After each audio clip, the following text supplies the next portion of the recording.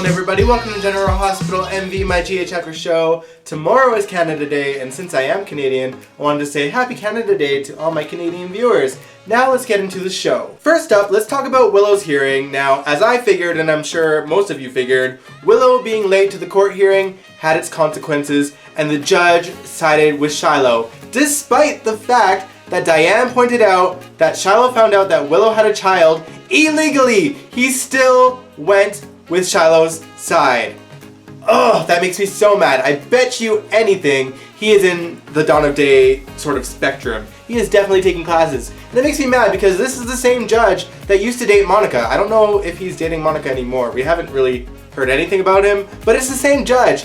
Ugh! It makes me so mad! Furthermore, Willow has to sit in jail because she refused to cooperate and reveal where her son was. At least Jason and Michael are still working on a way to bring Shiloh down elsewhere in Beatrice Corners. Basically, Jason and Michael tracked down the waitress that took the rep for the murder of Willow's father. She did admit that Shiloh coerced her into it and that he did kill Willow's father, but she has an ankle monitor, and furthermore, when she tries to go with them, because you know, Jason did his mobster stuff and got the ankle monitor removed, a policeman that also was in the Dawn of Day circle tracked him down and threw Jason in jail. On the plus side, that turn of events did lead to some pretty entertaining scenes. Michael pretended to be drunk and got into the jail cell with a paperclip and managed to help break them out. Jason, of course, pretended that he didn't know Michael so that Michael wouldn't be in danger, and they got out. Drunken Michael kind of reminded me of sober Spinelli from back in the day. I kind of wish that was Spinelli, but I did love that it was Michael and Jason, and seeing Michael kind of get to be an adult in the situation and help out in a good way. The son now becomes the father. What do we think about that? Now, Sam was the one that picked them up, but before she did, back in Port Charles, she had her own run-in with Shiloh, and Lucas stepped in and yelled at him and pushed him. It was so freaking hot. And yes, I am that shameless. Happy Pride Month. Shiloh was a busy man this week. Now, as you guys know, Kim has been grieving for Oscar, and she tried to throw herself onto Drew to make him have a baby with her, and when he refused, she called Shiloh for help. Now, before we get into the details on that, can I just say that this scene right here,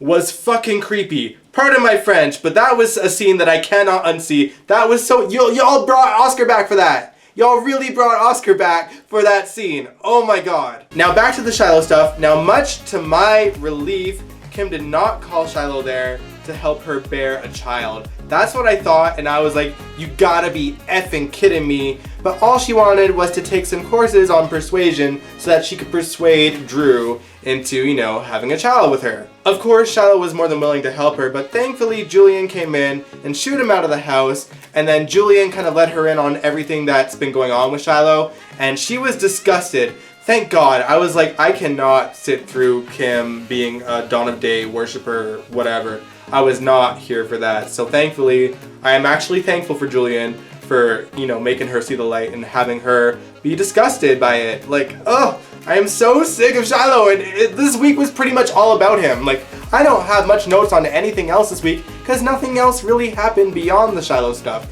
But there is some stuff, but we'll get into that. Moving on to more Shiloh stuff though, he did run into Brad at Charlie's, and Brad freaked out, and something that Kim said to Shiloh before he left, and something that Brad said earlier a few weeks back, clicked in Shiloh's brain, and he managed to figure out that Lucas's and Brad's baby is in fact his baby. He put 2 and 2 together and it equaled 4. At least for him, because, you know, for us, the audience, 2 and 2 does not make 4, because that ain't even Willow and Shiloh's baby in the first place. I am ready for the secret to come out. It's been too long. I don't even know what else to say. I'm just over it at this point. I'm over it. Let these secrets come out and end our misery. Alright, now let's get into the non-Shiloh stuff. There was very little of it, but there was some good stuff in there. I mean, first of all, we got to talk about Lucas's mother, Bobbie. She actually got a storyline of her own this week they're doing like a public service announcement kind of storyline, giving Bobbie type 2 diabetes, and actually I'm all for it because we really don't see Bobbie in storyline. She is being utilized as Carly's mother and Jocelyn's grandmother, but we hardly get to see her in a story of her own, so I'm all for this, especially because they're involving Epiphany in it as well. And I'm kind of iffy about how they brought Epiphany into the story.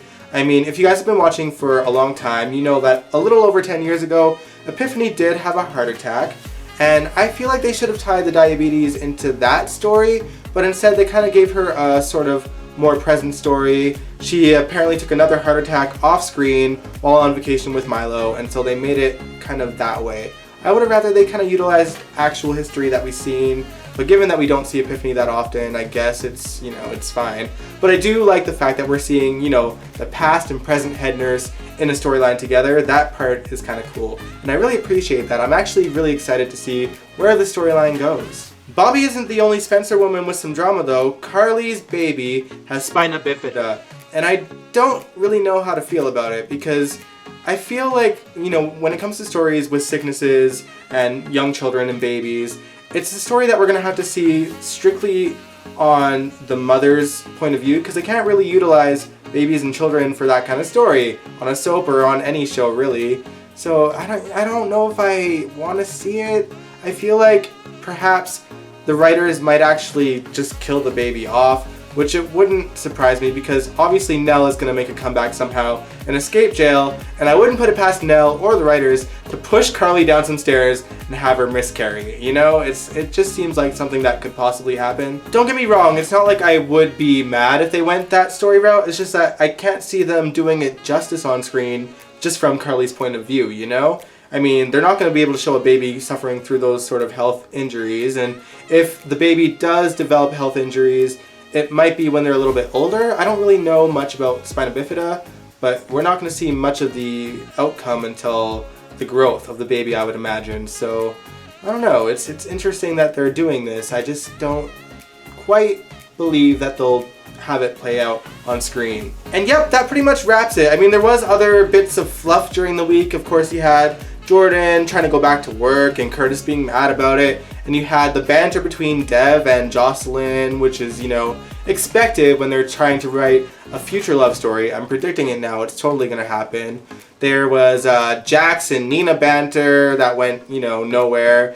And Valentine, of course, is still being a douchebag and trying to get info on Jax from Curtis and trying to scare Sasha into moving when she wants to stay in Port Charles. But beyond that, there wasn't much to talk about, and I don't really have opinions on it that you guys don't already know already. So, yeah, that's it. What did you guys think of General Hospital? Let me know in the comments below. And if you like this video, give it a big old thumbs up, subscribe if you want to, and I will catch you guys next week, and happy Canada Day.